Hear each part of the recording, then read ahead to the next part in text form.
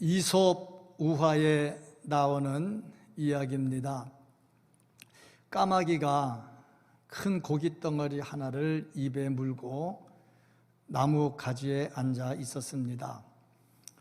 그 밑을 지나가던 여우가 그 고기를 뺏어 먹고 싶은데 좋은 묘안이 없었어요. 그래서 까마귀에게 큰 소리로 말했습니다. 까마귀, 너 진짜 멋있게 잘생겼다. 날개도 멋있고 네 목소리도 굉장히 좋을 것 같아. 우렁찬 목소리로 호령을 하면 다른 새들이 너를 왕으로 알고 새 중에 왕으로 모실 것 같아. 한번 소리 한번 질러보지. 그랬더니 까마귀 가만히 듣다 보니까 기분이 좋거든요. 그래, 내가 그렇게 멋있어? 내가 새 중에 왕이 될 것 같아 하고 소리를 확 지르는데 입에 있던 고기가 뚝 떨어져 가지고 여우가 낼름 받아 먹었습니다. 그러면서 여우가 하는 말, 그런데 머리는 좀 별로 안 좋은 것 같아. 머리가 좋아야 왕이 될 것 같아. 그러고 지나갔다고 하더라고요. 전 사람이 칭찬해주면 대단히 좋아하고 또 칭찬받으면 기분이 좋습니다. 저도 칭찬 들으면 굉장히 기분이 좋고 판단력이 흐려지는 것 같아요. 누구든지 칭찬해서 싫어할 사람은 없는 것 같습니다. 자, 사람은 칭찬 듣는 것 좋아하는 것만큼 또 자랑하는 것도 굉장히 좋아합니다. 자랑거리가 없는 사람보다는 그래도 자랑거리가 많은 사람이 훨씬 낫지요. 자랑거리는 자랑하라고 준 거니까 또 자랑해야 되지요. 그런데 자랑하는데 여기에 또 교만기가 섞여 있으면 자랑하고 좋은 소리는 또 못 듣습니다. 자랑을 하되 제대로 잘하면 금상첨화가 될 수가 있을 겁니다. 사도 바울은 자랑할 것이 굉장히 많았습니다. 특별히 하나님께로부터 권세를 받아서 그 권세를 가지고 많은 일을 했습니다. 그것은 사도 바울에게 충분한 자랑거리가 되었습니다. 사도 바울이 그랬다면 그리스도인 우리, 예수 믿는 우리도 역시 하나님께로부터 권세를 받았고 그 권세를 가지고 얼마든지 자랑하면서 살 수 있어야 됩니다. 참 자랑거리 없는 사람보다는 자랑거리가 더 많은 사람이 되어야 됩니다. 고린도 성도들은 어땠을까? 고린도 성도들은 하나님께로부터 은사를 받았습니다. 그 은사를 가지고 자랑할 것이 많이 있었습니다. 그런데 그 많은 은사를 받았는데 칭찬보다는 좋지 않은 소리를 또 들었던 것을 봅니다. 그러니까 자랑거리가 많은 거는 좋은데 어떤 태도를 가지고 있느냐, 그게 더 중요하다는 거지요. 권세를 받는 거 중요한데 그 권세 받은 자로서 마땅히 행해야 될 행함의 문제, 그 행함의 문제가 해결되지 않으면서 권세만 자랑하면 참 이거 보기 사나운 꼴 된다 하는 거지요. 자, 그렇다면 하나님께서 우리에게 어떤 권세를 주셨을까? 우리는 이 권세를 어떻게 사용하고 있는가? 하나님께서 우리에게 권세를 주셨다면 이걸 사용하면서 하나님께 기쁨을 드려야 되고 그러한 우리의 모습을 보면서 하나님께서 우리를 자랑스럽게 여겨야 되고 우리를 자랑스럽게 여겨서 칭찬 들을 때 그 칭찬을 또 우리가 자랑할 수 있어야 되는데 과연 우리는 어떤 삶을 살고 있는가? 오늘 이 말씀 속에서 우리가 자랑해야 될 것이 무엇인가를 분명히 알고 정말 마음껏 자랑하고 칭찬 듣는 자리에 설 수 있는 우리 모든 성도님들 될 수 있기를 예수님 이름으로 축복합니다. 아멘. 이 말씀을 통해서 우리가 볼 수 있는 것, 주께서 우리에게 주시는 것은 주님께서 우리 그리스도인들에게 권세를 주셨다 하는 겁니다. 하나님께서 예수님을 이 땅에 보내시면서 모든 권세를 다 주셨습니다. 마태복음 28장 18절 말씀을 보면 예수께서 나와 말씀하여 이르시되 하늘과 땅의 모든 권세를 내게 주셨으니, 이 말씀은 하나님께서 예수님을 이 땅에 보내실 때에 하늘과 땅의 모든 권세를 다 주셨다 하는 겁니다. 요한복음 17장 2절을 봐도 이런 내용의 말씀이 기록이 되어 있습니다. 이렇게 모든 권세를 다 받으신 예수님께서 우리를 보내면서 우리에게도 그 권세를 또 주십니다. 그러면서 세상 끝날까지 우리와 함께 할 것이라고 말씀을 합니다. 마태복음 28장 20절 말씀이지요. 마지막까지 그 권세를 가진 예수 그리스도께서 우리와 함께 하신다는 것은 우리가 그 권세를 누릴 수 있고 그 권세를 행할 수 있다 하는 거죠. 자, 그렇다면 주께서 우리에게 주신 권세가 무엇일까? 우리는 주님께서 우리에게 주신 권세를 알아야 됩니다. 마태복음 10장 1절에서 예수님께서 제자들을 파송하시면서 하신 말씀입니다. 예수께서 그의 12 제자를 부르사 더러운 귀신을 쫓아내며, 귀신을 쫓아내는 권세입니다. 모든 병과 모든 약한 것을 고치는 권능을 주시니라. 제자들을 파송하면서 주신 그 권능은 이 시대도 복음을 전하는 우리들에게 주시는 그 권능입니다. 그러면 왜 이런 권능을 우리에게 주셨을까? 권능을 주신 목적이 무엇일까? 그 목적을 분명히 알아야 되겠죠. 첫 번째 이유가 있다면 복음을 땅끝까지 전하는데 효과적으로 전할 수 있도록 하기 위해서다. 둘째는 세우기 위해서다. 하나님의 교회를 세우고 하나님의 나라를 세우기 위해서 이 권세를 주셨습니다. 그러니까 주께로부터 이 권세를 받은 사람은 반드시 복음을 전해야 되고 교회를 세워야 됩니다. 교회를 세우는 데 앞장을 서야지 교회를 어지럽게 하는데 가담하면 안 됩니다. 그런 사람은 주의 권세를 제대로 못 받았거나 받은 권세를 잘못 사용하고 있는 거지요. 사도 바울은 복음을 전하고 교회를 세우는데 그 권세를 다 사용했습니다. 세우는데 사용하지 않고 파괴하는데 사용하면 그것은 암적인 존재가 됩니다. 암은 제거의 대상이지 보호의 대상은 아닙니다. 그래서 권세를 주신 목적을 분명하게 알고 있어야 된다. 그리고 이 권세가 무엇인 줄 알고 주신 목적을 알았다면 이제 이 권세를 제대로 잘 사용해야 되겠다 하는 겁니다. 사용하는 자세가 굉장히 중요합니다. 그리고 이 권세는 받았으면 숨겨두지 말고, 한 달란트 맡은 사람처럼 땅속에 숨겨두지 말고 2달란트, 5달란트 맡은 사람처럼 이 권세를 최대한 활용을 해야 되겠다. 사용하지 않고 가만히 쌓아두면 곰팡이 납니다. 그리고 유통기한이 지나면 못 씁니다. 여름에 햇빛에 타지 말라고 선크림 같은 거 사잖아요. 그리고 사기만 하는 게 아니라 또 있으면 또 남 주기도 하잖아요. 저도 보면 선크림이 몇 개씩 생겨요. 여름 전에. 그러면 이게 듬뿍 발라가지고 막 바르고 그러면은 딱 맞게 쓸 텐데, 남자가 뭐 선크림 하냐? 그러고 잘 안 발라요. 그리고 발라도 아까워가지고 이렇게 찍어서 이렇게 바르니까 이 선크림이 빨리 안 없어져. 그러다 보니까 1년, 2년 지나면 이게 몇 개씩 쌓이네. 나중에 보면 유통기한 지났어. 버려야 돼. 아깝잖아. 마찬가지입니다. 권세도 주께서 우리에게 주셨으면 건강을 주셨다. 물질을 주셨다. 나에게 좋은 직분을 주셨다.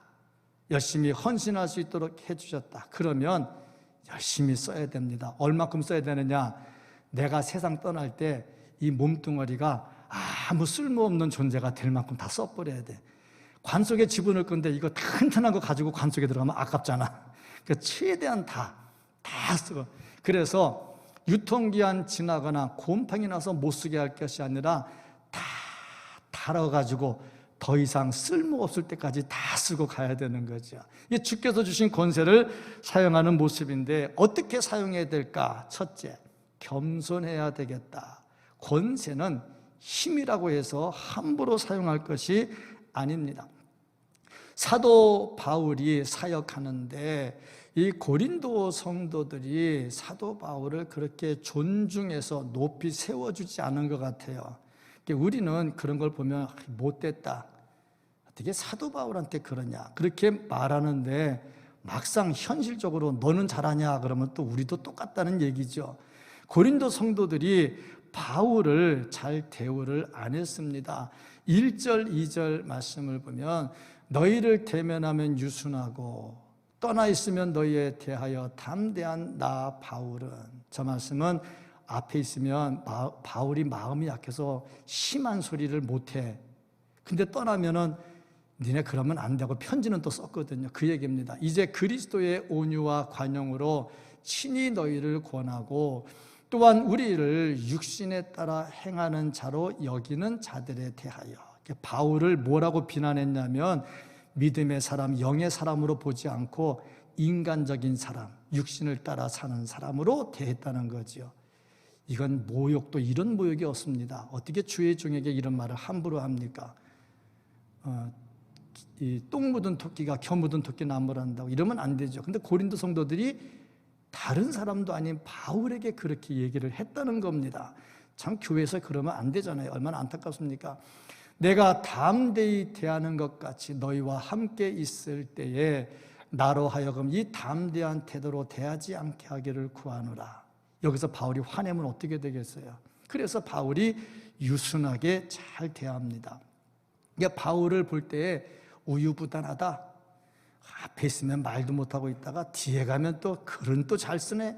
이렇게 비난을 했다 하는 겁니다. 뭐 좋은 점은 보지 않고 이런저런 이유로 비난하는 것만 보지요. 이렇게 할 때 사도 바울은 겸손하게 온유하게 잘 대했습니다. 진정한 권세를 가진 사람은 온유하고 겸손합니다. 그리고 이 말씀에도 또 주는 것은 어떤 비난으로부터도 자유로워야 된다. 사람이 좀 등게 있으면 누가 뭐라고 해도 화를 잘 안 냅니다. 근데 공부를 많이 해서 박사학위를 몇 개를 가지고 있어. 근데 사람들이 이거 머리도 나쁜 게, 그러면 화 안 냅니다. 내가 머리 나쁘면 어떻게 박사학위 몇 개 받았겠냐? 네 말이지. 그럼 맙니다. 잘생긴 사람한테 못생겨가지고 그러면 화를 안 냅니다. 근데 못생긴 사람한테 못생겨가지고는 화를 확 냅니다. 그래서 여러분들이 잘생긴지 못생긴지는 누가 가서 못생겨가지고 그렇게 말해보는 거야. 그래서 화 내는 사람은 못생긴 사람이야. 화 안 내는 사람은 잘생긴 사람이야. 우리는 전부 다 잘생긴 사람이라 내가 아무리 말해도 화를 안 낼 것 같아. 예, 아멘 할렐루야.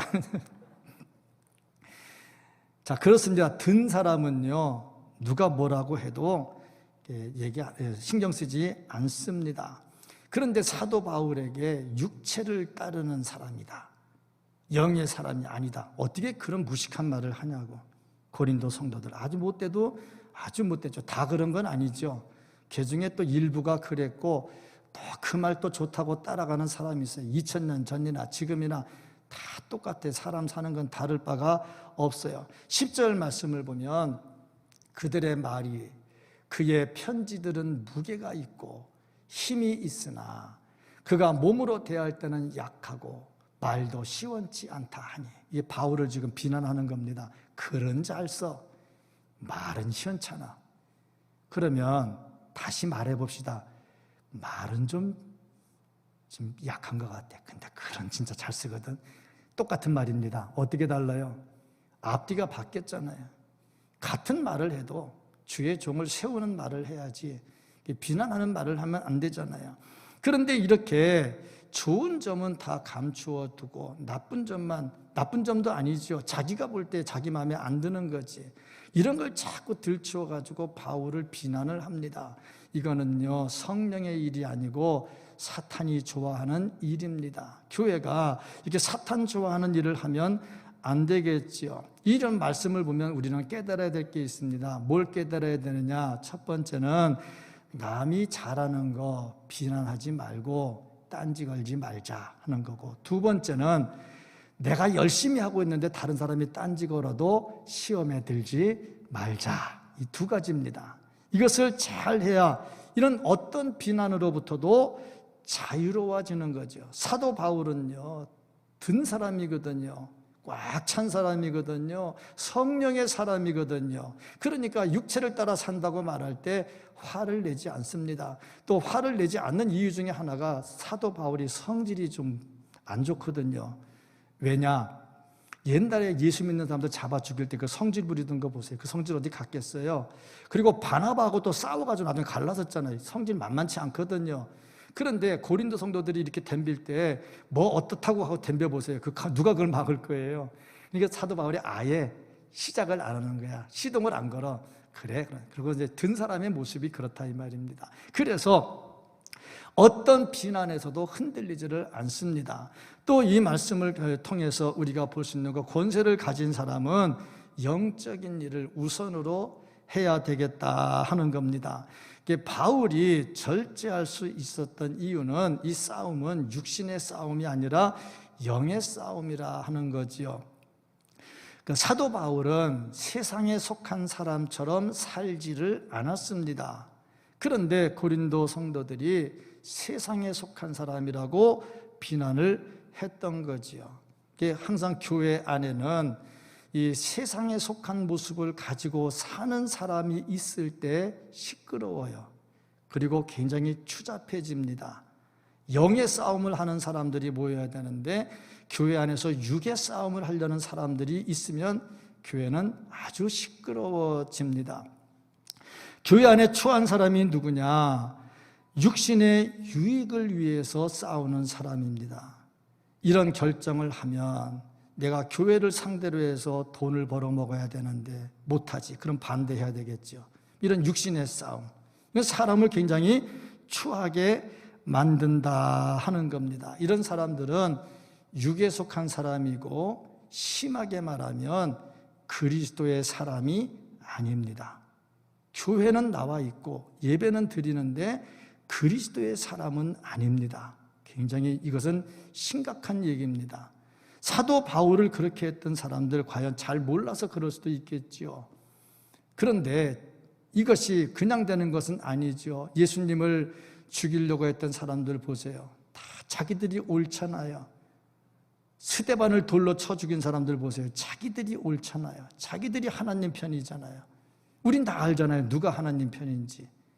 참 악을 행하는 자들은 자기들이 하나님 편이라고 생각을 하고 자기들이 교회를 사랑한다고 생각을 해요. 그래서 교회마다, 참 시끄러운 교회마다 교회 정화위원회, 교회 바로 세우기 운동, 교회 사랑하는 사람들의 모임, 이런 것들을 하고 있지. 아니죠. 육에 속한 사람이고 다 썩어질 것을 쫓아가는 그리스도인이 아닌 짓을 하고 있다 하는 말이죠. 이런 것들을 볼 때 참 안타깝지요. 사도 바울은 그런 것을 볼 때 어떻게 했습니까? 그럼 내가 육의 싸움을 할 겁니까? 그럼 똑같아지잖아요. 사도 바울은 영의 싸움을 생각하고 있습니다. 4절 5절 말씀을 보면 우리의 싸우는 무기는 육신에 속한 것이 아니요 오직 어떤 견고한 진도 무너뜨리는 하나님의 능력이라. 모든 이론을 무너뜨리며 하나님을 아는 것을 대적하여 높아진 것을 다 무너뜨리고 모든 생각을 사로잡아 그리스도에게 복종하게 하니, 하나님을 대적하는 모든 세력들에 대해서 하나님이 싸잡아서 다 정리한다는 거죠. 그리고 예수 그리스도께 무릎을 꿇게 하신다 하는 겁니다. 이 영적 싸움입니다. 그래서 사도 바울은 고린도 성도들과 싸우려고 하지를 않습니다. 영적 싸움을 합니다. 하나님을 대적하는 세력은 반드시 무너집니다. 하나님이 세우신 리더십을 건드리는 사람 하나님이 그냥 두지를 않습니다. 하나님이 세우신 리더십인데 그걸 왜 함부로 뒤흔들고 건드냐는 말이죠. 그건 하나님께 대적하는 행위가 되죠. 이런 자들은 다 무너뜨려서 하나님께 다 벌을 받게 하고 예수 그리스도 앞에 무릎을 꿇게 한다 하는 겁니다. 역사적으로 성경적으로 보면 하나님이 세우신 리더십을 대항하는 자들 다 죽었습니다. 다 무너졌습니다. 모세 시대에 모세는 온유하기가 지면의 모든 사람보다 승한 사람입니다. 그러한 모세를 대적한 고라 자손들 250명에 동참하는 사람들 어떻게 됐습니까? 하나님께서 땅을 벌려가지고 땅속에 다 집어넣어서 죽여버렸잖아요. 하나님이 세우신 리더십인데 어떻게 자기 마음대로 평가해서 대적을 하냐고, 어떻게 모세 같은 온유한 사람을 대적을 하느냐 이 말입니다. 선지자를 대적하는 왕들, 성경에 열왕기서에도 다 나오잖아요. 선지자를 대적하고 핍박하는 왕들 다 어떻게 됩니까? 비참하게 죽잖아요. 하나님이 세우신 리더십인데 그걸 왜 자꾸 육적 싸움을 하느냐 이겁니다. 그래서 사도 바울은 대항을 안 하잖아요. 결국에 다 하나님께서 정리하시겠다는 영적 싸움의 생각을 가지고 있는 겁니다. 그래서 권세를 가진 사람은 어떻게 살아야 되느냐? 육적 싸움을 하지 말고 영적 싸움을 하고 살아야 됩니다. 영의 사람이 되기를 주의 이름으로 축복합니다. 또 네 번째로 보니까 외모로 판단하지를 않습니다. 고린도 성도들이 사도 바울을 그렇게 극진히 대우하지 않았던 이유, 이렇게 말하면 다 나쁜 사람으로 보면 안 돼요. 거기 좋은 사람 많습니다. 근데 그 중에 안 좋은 사람들이 좀 있는 거죠. 어디 가나 다 마찬가지잖아요. 극악한 사람은 몇 명 안 됩니다. 근데 몇 명 안 되는데 목소리가 크니까 전체적으로 극악한 것처럼 보인 거죠. 고린도 성도들 다 착하겠죠. 성령 받았는데. 그런데 바울파, 아볼로파, 게바파, 예수파 이렇게 나눠진 거 보니까 1대1 하면 25%잖아. 그럼 바울파는 25%고 나머지 75%는 아닌 거잖아. 그러면 찬성하는 사람보다 반대한 사람이 더 많다는 거 아닙니까? 바울에 대해서 좋지 않게 평했다는 사람이 더 좋지 않게 평한 사람이 더 많았다는 거 아닙니까? 근데 평한 게 뭐냐면 추천서도 없는 것이, 이게 이제 평입니다. 다른 거짓 선지자나 사람들이 세운 선지자들은 다 추천서가 있었어요, 나름대로. 근데 사도 바울은 그 추천서가 없었습니다. 그러니까 추천서도 없는 것이 하면서 사도 바울을 대우를 안 했다 하는 거죠. 근데 사도 바울은 그 추천서가 무슨 의미가 있냐? 내가 예수님 추천받아 갖고 왔는데, 그 얘기죠. 그러다 보니까 세상은 추천서를 굉장히 중요하게 생각을 합니다.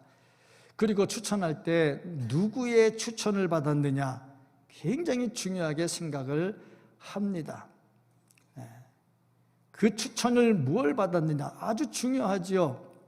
자, 그러면 사람을 쓸 때 어떤 사람을 쓸까? 그러면 추천서를 보고 누가 추천했느냐를 봅니다. 그리고 믿을 만한 사람이 추천한 사람을 우선적으로 채용을 하지요. 이게 추천서의 힘입니다. 그래서 사람들은 자기들끼리 신뢰할 만한 사람이 추천한 사람을 선호했지요. 그런데 사도 바울이 그런 사람들의 추천을 안 받은 거예요. 그러니 이 고린도 성도들이 추천서도 없는 것이 하고 얘기를 했겠지요. 사도 바울이 그것을 사람들의 추천을 중요하게 여기지 않았던 이유는 자기는 예수 그리스도의 추천이 있었던 거죠. 예수님이 직접 사도로 세워주셨잖아요. 그러니까 흔들리지 않고 갔지요. 근데 거짓 그리스도인들은 나름대로 추천서를 가지고 있었어요. 그래서 내가 그리스도인이고 내가 사도의 반열이다. 바울 너는 아니다. 그렇게 비난을 한 거죠. 이런 비난을 듣고 고린도 성도들이 또 동조를 한 겁니다. 아주 못된 짓 한 사람도 나쁜 사람이지만 못된 짓 하는 사람은 따라가는 사람도 똑같이 나쁜 사람이야. 못된 짓 해서도 안 되고 따라가서도 안 되지요. 그런데 사도 바울이 이런 것들을 다 들으면서도 흔들리지 않습니다. 왜 안 흔들립니까? 이유가 뭡니까? 하나님께로부터 권세를 가지고 있거든요. 그래서 이 권세를 자랑하면서 권세를 따라 살았지요. 우리도 역시 마찬가지입니다. 어떤 비난을 받더라도 흔들리지 않고 살려면 하나님께서 주신 권세를 가지고 살아야 됩니다. 이 권세로 목회할 때 그 목회의 동역자들이 되어야지 이 권세를 흔들려고 하면 안 되겠지요. 동역자가 되면 같은 권세를 누릴 것이고 흔들면 하나님의 대적이 될 것이죠. 그래서 사도 바울은 흔들리지 않고 갔다 하는 겁니다. 어쨌든 하나님께서 우리에게 권세를 주신 겁니다. 이 권세를 녹슬게 하지 말고 곰팡이 나게 하지 말고 다 닳아서 없어질 때까지 잘 사용할 수 있기를 주님의 이름으로 축복합니다. 아멘. 자, 이런 권세를 하나님께서 주셨어. 왜? 자랑하면서 살라고. 그래서 우리 그리스도인들은 자랑하는 사람이 되어야 됩니다. 요즘 자기 PR 시대잖아요. 자기를 잘 설명을 하고 드러내야 대접받는 세상이잖아요. 그러다 보니까 초대교회 성도들도 이런 받은 권세들을 많이 자랑하고 활용했고 우리도 역시 마찬가지 이 받은 권세를 자랑하고 활용을 해야 됩니다. 하나님은요, 우리가 자랑하며 살기를 원합니다. 자랑하며 산다는 것은 자랑할 게 있다는 얘기입니다. 자랑할 것도 없는 게 쥐뿔도 없으면서 자랑하면 욕밖에 더 먹겠어요. 자랑할 게 있으면 자랑을 해야 되고 자랑한다는 것은 자랑거리가 있다는 겁니다. 자식을 키우면서 자식이 자랑거리가 있어야 부모로서 우리 애는 하고 말할 거 아닙니까? 근데 자식을 키우는데 자랑할 거는 하나도 없고 맨날 욕할 것만 있으면 부모의 마음이 어떻겠어요? 참 그렇잖아요. 하나님께서 우리를 보실 때 우리가 자랑거리가 되기를 원하시는 거죠. 그러니까 하나님도 그걸 좋아하시니까 욥을 얼마나 사탄에게 자랑을 했습니까? 그러니까 우리가 하나님의 자랑거리가 돼야 되겠지요. 그래서 우리가 자랑거리가 되면 물론이고 우리 역시 우리를 자랑하기를 원하시는 하나님을 또 자랑하며 살아야 돼요. 자식이 부모를 자랑해야 될 텐데 자랑할 게 아무것도 없네. 그러면 또 자식의 입장은 또 어떻겠어요? 또 그것도 답답하잖아요. 그래도 우리 아버지가 어떻고 우리 어머니가 어떻고 우리 아버지 가문에 누가 있고 우리 삼촌이 어떻고 자랑할 게 있으면 손해볼 건 없잖아요. 요즘같이 금수저 은수저 따질 때인데 아무것도 없는 흙수저보다는 낫잖아요. 또 예전에는 개천에서 욕난다 하는 말도 있어서 아무것도 없는데 성공한 사람들이 많이 나왔어요. 근데 요즘은 더 힘들다고 그러더라고. 개천에서 욕나는 것보다 금수저 가진 사람 욕나는 게 훨씬 더 빠르다고 얘기를 하잖아요. 그거 보니까 부모에 대해서 자랑할 것이 있으면 참 좋겠죠. 근데 아무리 사방을 둘러봐도 부모 자랑할 게 아무것도 없네. 외가 친척, 친가 친척 다 봐도 자랑할 게 없네. 그럴 때 할 게 하나가 있어요. 쓰레기통에 핀 장미꽃이야. 나는 쓰레기통에 핀 장미꽃이야. 그렇게 하면 되잖아요.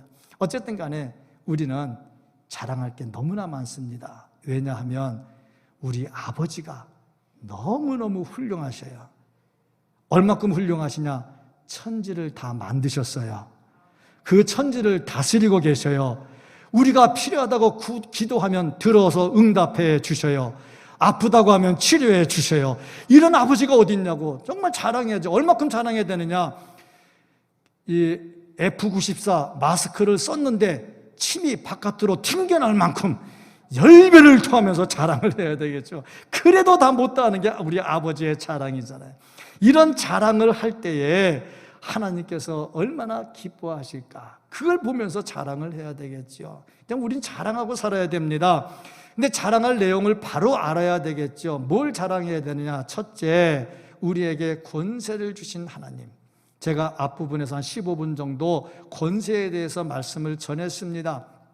그 권세를 주신 하나님을 자랑을 해야 되겠죠. 둘째로 우리를 추천해 주신 하나님을 자랑해야 됩니다. 사도 바울이 사람들로부터 추천서를 가진 것은 없지만 예수 그리스도의 추천서를 자부하며 살았던 것처럼 우리 역시 하나님께서 나를 추천해 준 것을 자랑하면서 살아야 됩니다. 하나님께서요, 나를 추천해 주시고 나를 인정해 주시는데 가진 것이 있나요? 배운 것이 있나요? 잘난 것이 있나요? 구원 얻을 만큼 선한 것을 행한 것이 있나요? 아무것도 없어요. 그런데도 자녀 삼으시고 천국으로 보내주시잖아요. 이거 생각하면 얼마나 감사한지 이루 말할 수가 없습니다. 정말 입에 침이 튀어나오도록 하나님을 자랑해야 되겠죠.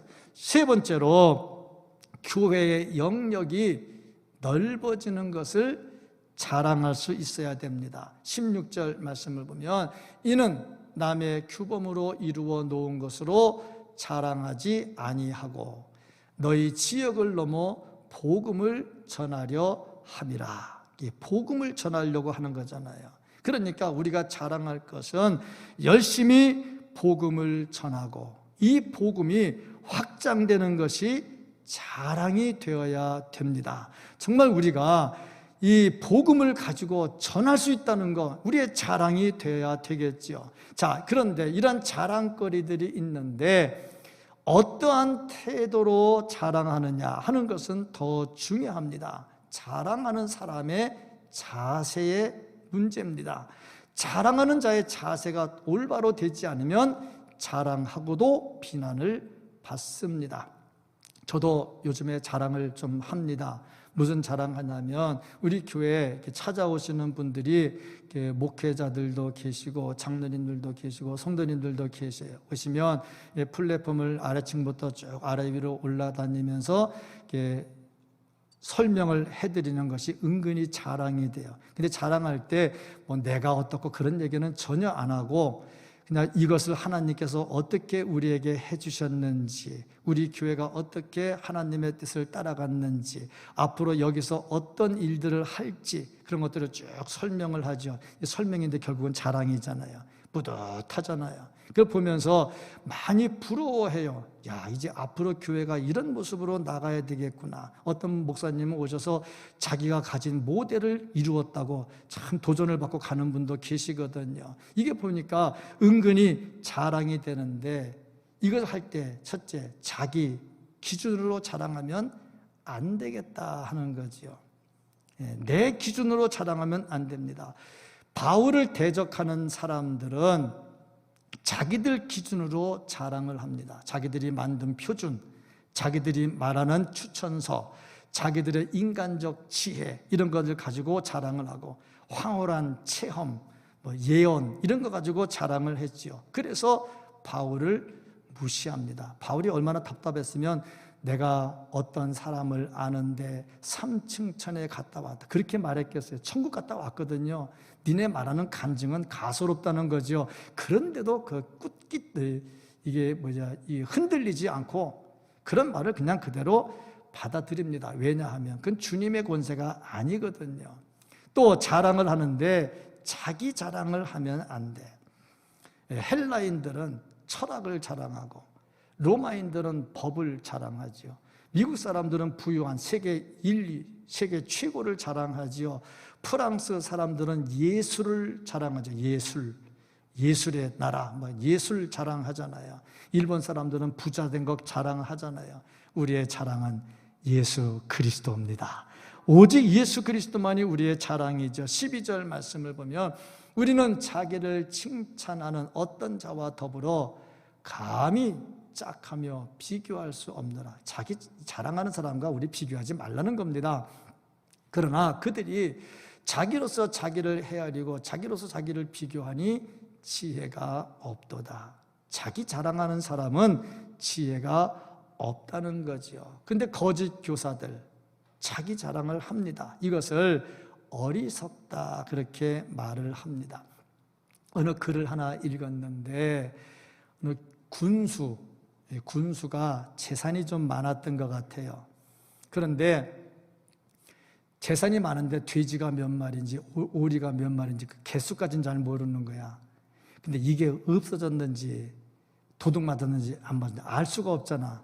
그 숫자를 어떻게 다 알고 헤아리겠어요? 그래서 꾀를 내서 홀짝 둘, 넷, 여섯, 여덟, 열 짝수로만 딱 해가지고 딱 끝나는 게 짝수로 딱 끝났어. 근데 어느 날 이게 홀수인 거야. 그럼 어떻게 된 거야? 한 마리가 도난당했거나 어떤 놈이 잡아먹은 거지. 그래서 화를 내면서 이 하인들을 다 불러서 어떤 놈이 잡아먹었냐. 그때 한 놈이, 죄송합니다, 한 놈이라서 한 사람이 한 사람이 제가 잡아먹었습니다. 빨리 채워놔. 네, 알겠습니다.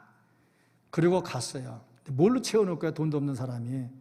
그래서 한 마리 더 잡아먹었어요. 그러니까 짝수가 됐잖아. 그러니까 둘, 넷, 여섯, 여덟, 열, 짝수, 그래, 채워놨어. 그래, 잘했어. 그러면서 하는 말, 아래 것들은 혼내야 말더라. 그랬대요. 자기를 똑똑하다는 얘기지. 우리는 그런 사람을 어리석다 그렇게 말을 합니다. 그러면서 자기 또 지혜롭다고 하니 참 얼마나 안타까워요. 우리는 이렇게 홀짝홀짝 둘, 넷, 여섯, 여덟을 하지 말고 정말 지혜롭게 살기를 축복합니다. 자랑할 때요, 주 안에서 자랑해야 됩니다. 하나님만 자랑해야 되겠죠. 사도 바울은 사실 자랑할 게 많습니다. 학력, 세상적 지위, 열정, 지식, 남부럽지 않습니다. 그런데 그걸 전부 다 배설물로 여겼어요. 그리고 어떻게 했느냐? 17절 말씀을 보면 자랑하는 자는 주 안에서 자랑할지니라. 오직 주님만 자랑했다 하는 겁니다. 예레미야 9장 23절 24절 여호와께서 이와 같이 말씀하시되 지혜로운 자는 그의 지혜를 자랑하지 말라. 용사는 그의 용맹을 자랑하지 말라. 부자는 그의 부함을 자랑하지 말라. 자랑하는 자는 이것으로 자랑할지니 곧 명철하여 나를 아는 것과, 우리가 자랑할 것은 하나님을 아는 것. 나 여호와는 사랑과 정의와 공의를 땅에 행하는 자인 줄 깨닫는 것이라. 하나님의 공의로우심을 깨닫는 것. 나는 이 일을 기뻐하노라. 여호와의 말씀이니라. 하나님을 알고 하나님이 어떤 분인 줄 아는 게, 이게 우리의 자랑이 되어야 된다 하는 거지요. 하나님만 자랑하는 그리스도인이 되기를 축복합니다. 네 번째로 보면요, 분량을 넘어서면 안 되겠다. 자랑도 어느 정도 분량이 있는데 13절 말씀을 보면 그러나 우리는 분수 이상의 자랑을 하지 않고 오직 하나님이 우리에게 나누어 주신 그 범위의 한계를 따라 하노니 곧 너희에까지 이른 것이라. 분수를 넘어가면 안 돼. 그래서 복음을 전해도 자기 영역이 딱 있어요. 이방인의 사도로서 자기가 가야 될 게 있어요. 로마서 15장 20절 말씀을 보면, 로마서 15장 20절에 또 내가 그리스도의 이름을 부르는 곳에는 복음을 전하지 않기를 힘썼노니 이는 남의 터 위에 건축하지 아니하려 함이라. 다른 사람이 전도한 데 가서 또 전도하지 않습니다. 자, 요즘 교회들은 안 그런 것 같아요.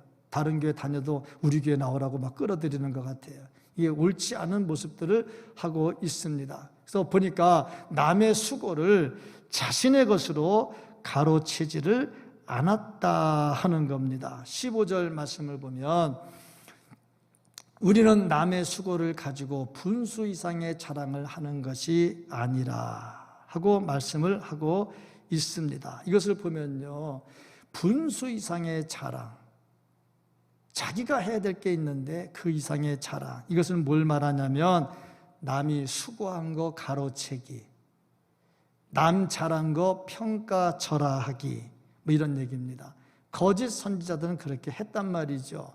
그런데 사도 바울은 그렇게 안 했습니다. 진정으로 권세를 가지고 권세를 누리는 사람은 이렇게 하지 않습니다. 만약에 교회 안에 이런 사람이 있다면 권세를 제대로 모르고 제대로 활용할 줄 모르는 사람이고, 그런 사람이 있으면 교회는 잡음이 생기고 시끄러워집니다. 이것을 알고 이렇게 하지 않고 하나님께서 주신 권세를 바로 가지고 사는 것을 자랑하는 것, 이게 바로 그리스도인의 자랑이요, 이것이 우리의 자랑이 되어야 된다 하는 겁니다. 주님께서는 우리에게 권세를 주셨습니다. 우리가 이 권세를 잘 관리하고 활용하면서 자랑하기를 원하고 있습니다.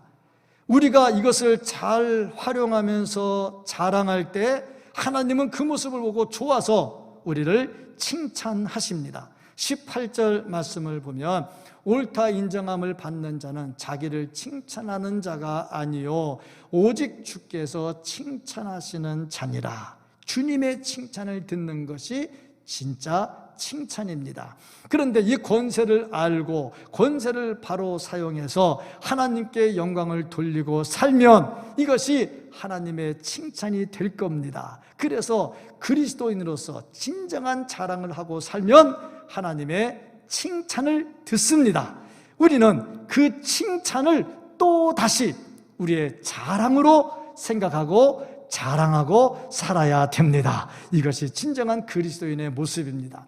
사람을 자랑하거나 나를 자랑하는 것이 아니라 하나님을 자랑하고 권세를 주신 하나님을 자랑하고 높여서 그 권세를 잘 활용을 해서 칭찬을 듣고 칭찬 듣는 것을 또 자랑하며 살 수 있는 우리 모두가 될 수 있기를 예수님 이름으로 축복합니다.